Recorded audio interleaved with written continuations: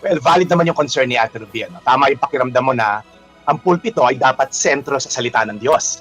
Alam mo, hindi sa pagtatanggol, lalo na kung personal na interest. May area for that. Kung pastor ka o pare, meron kang personal opinion, huwag natin gamitin yung pulpito para sa pagpapalaganap ng salita ng Diyos. Sa Bible, malinaw po na ang tungkulin ng isang mangangaral ay pangaral ng salita ng Diyos, ituwid yung mga mali, yung mga ganyan sawayin at palakasin yung kongregasyon mo. Kapag ang mensahe ay nagiging masyadong personal o politikal, maaaring mawala sa tunay na layunin yung fellowship o ang pagpapalago ng pananampalataya. Ang sabi nga sa Acts 5:29, we must obey God rather than men. So ibig sabihin na to, kung ang pagstay sa isang church ay nagiging stumbling block sa iyong pananampalataya, Ruby, may karapatan kang maghanap ng ibang pastor o ibang komunidad na tutulong sa iyong lumago sa pagkakakilala mo kay Kristo. Kasi ang pagsunod sa Diyos ay hindi kawalan ng respeto sa magulang, kundi ito lang yung tamang priority. Now, pangalawa, honor your parents with gentleness, Ruby, ano?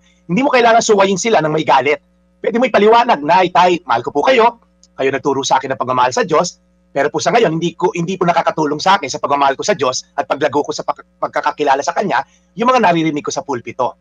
Hindi ko po tinatalikuran ng Diyos, pero maghanap lang po ako ng ibang lugar na pwede kong ma-feed. So siguro sa ganung paraan, rirespetuhin ka. Hindi ko rin kasi alam edad mo, no? Baka naman 5 years old ka pa lang, pero mahirap yata tumalikod sa magulang pag ganon. Pero tanda mo, the church is bigger than one local fellowship. Si Jesus ang ulo ng simbahan. He is the head of the church.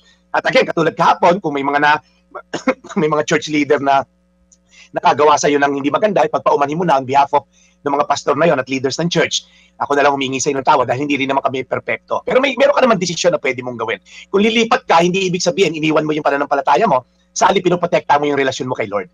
So ang tunay na simbahan ay binubuo ng mga taong nagtutulong-tulungan, mapalapit tayo kay Kristo at hindi may personal agenda. So guard your heart from bitterness against sa pastor at against sa parents mo para lalo kang lumalim sa iyong pananampalataya. Hindi kasalanan, Ruby, na umalis sa isang simbahan kung hindi na nakakatulong sa iyong pananampalataya at faith journey. Pero gawin mo ito na may respeto, may panalangin at may tamang motibo.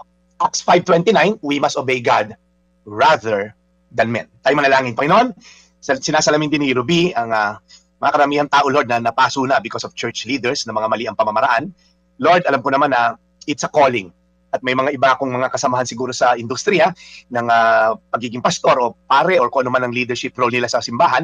Patawarin niyo po kami, Panginoon, kung minsan nalilihis yung ibang mga tao, Lord, ibang pastor, pare o kung ano man sa kanilang actual calling. So Lord, help us to stay focused on you, to fix our eyes on you, the author and perfecter of our faith. Patawarin niyo po, Panginoon, ang mga taong naligaw ng landas dahil sa kanila. So salamat, Panginoon, sa iyong kabutihan. Sa pangalan ni Jesus. Amen.